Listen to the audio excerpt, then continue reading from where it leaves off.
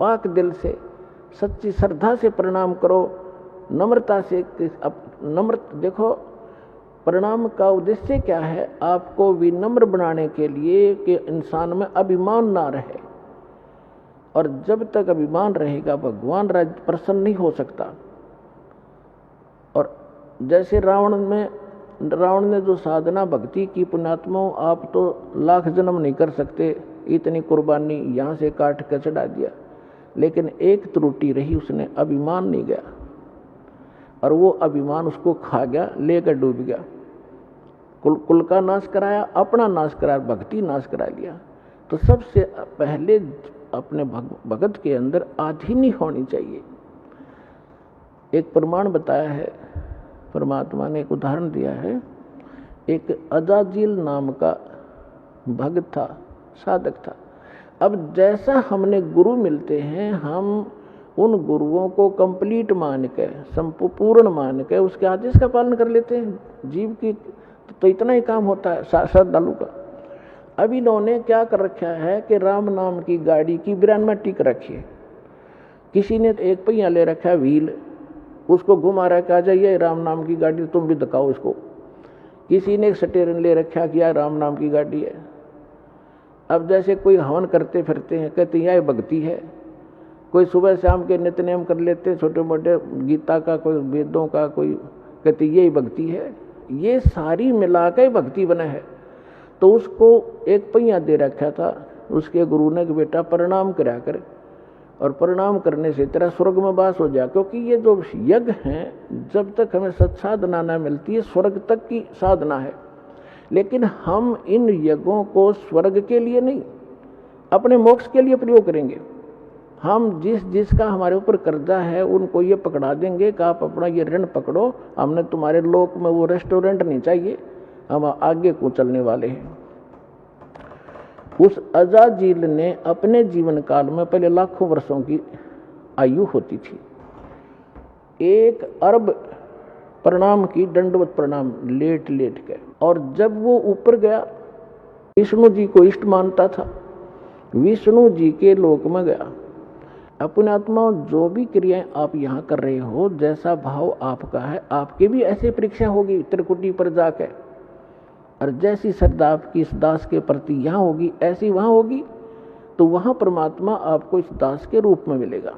तो अजाजिल नाम का वो श्रद्धालु जब प्रणाम करता था, प्रणाम यज्ञ किया करता था, उसमें इतनी भक्ति, उस स्तर की जो स्वर्ग तक जाने की और वहाँ पर पद पोस्ट पाने की, इस प्रणाम यज्ञ से इतना संग्रह हो गया उसकी भक्ति कि विष्णु जी के लोक में जब गया तो विष्णु जी ने कहा कि भाई बहुत ज़्यादा भक्ति की तूने, यानी बहुत अच्छी साधना की बच्चा। साधना के अंदर ही सारा कुछ आ जाता है। तो उसने कहा जी हाँ, साधना खूब की, 11 अरब बंदगी कर रखी है मैंने। तो विष्णु जी ने कहा कि अभी तेरे अंदर तो बड़ी सिद्धि भी आ गई है। अच्छा जी, कहाँ? एक बच्चा बना दे, एक लड़का उत्पन्न कर। तो उसने कहा जी कैसे करूं, मुझे तो पता नहीं। तो भगवान ने कहा, विष्णु जी ने, कि ये कह दे कि नर भव। उसने ऐसे कह दिया नर भव। एक जवान लड़का सामने खड़ा हो गया। तो भगवान विष्णु ने कहा कि ये तेरे वचन से उत्पन्न है और ये तेरा पुत्र हो गया, वचन का पुत्र हो गया। बोला अच्छा ठीक है। और खुश हो गया कि देख मेरे में कितनी शक्ति होगी। जैसे हम सुना करते थे कि वाल्मीकि जी ने, जब सीता गर्भवती थी सीता जी, और वो निकाल दी थी भगवान रामचंद्र जी ने, वाल्मीकि जी के आश्रम में गई थी। और वाल्मीकि जी, उसके एक लड़का उत्पन्न हुआ था, लव, उसका नाम रख दिया। फिर काफ़ी लंबी कहानी तो आपने सब ने पता है। फिर वाल्मीकि जी ने एक लड़का कुश से बना दिया था अपने वचन से। आज के युग में तो ये लोग मानने को तैयार नहीं, क्योंकि साइंस खा गई इनके बुद्धि ने, अध्यात्म वाली बुद्धि ने। लेकिन वो सही था। अब वो जितनी बैटरी चार्ज की थी वो उतना थोड़ा बहुत कर सकते हैं। तो उसे भगवान या मोक्ष, भगवान नहीं बन गए वो, और मोक्ष नहीं हुआ उनका। तो वहाँ जब वो लड़का हुआ तो बड़ा खुश हुआ कि स्वर्ग में मेरा एक पुत्र हो गया, यहाँ इसके साथ रहा करूँगा। फिर भगवान विष्णु ने कहा कि अजाजिल इसको प्रणाम कर, दंडवत। अब वो तो उसका तो गेम में यही था, इसी मैच के कारण, गेम के कारण तो यूं इस पद पर पहुंचा था। तो उसने बोला ना करूं इसको। क्यों भाई? भगवान बोले क्यों नहीं करे इसको प्रणाम? कि ना करूं, ये तो मेरा पुत्र है, मेरे वचन से हुआ है। अब भगवान विष्णु ने सोचा ये तो भाई फेल हो गया परीक्षा में, फिर भी उन्होंने सोचा चल थोड़ा सा इसको ग्रेस मार्ग दे देता हूँ, जब बुद्धि काम कर जाती इसकी। उस लड़के को अपने जहाँ वो खड़े थे बाउंड्री के अंदर, उससे परली साइड भेज दिया। और उसमें एक गेट था, इतना एक बाईपास रास्ता था, उसमें झुक कर जाना पड़ता था नो बाहर निकलने के लिए।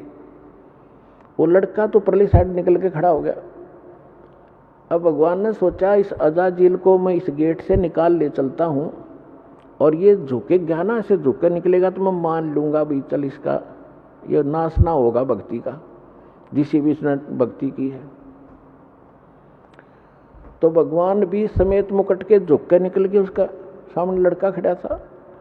और अजाजिल से कहा कि आजा अजाजिल, तुझे स्वर्ग की सैर करा के लाता हूं।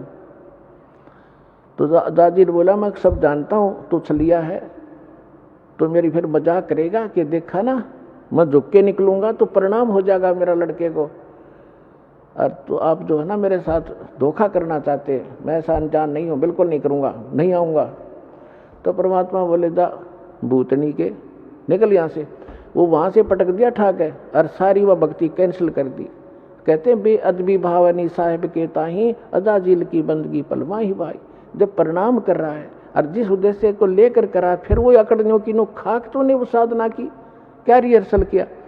तो पुण्यात्माओं, ये जो रिहर्सल आपसे कराई जाती है, कहते हैं जय गोपाल दंडवत कर और पैरा पड़ प्रणाम, दुआ करो दिल पाक से, असला असली इस्लाम।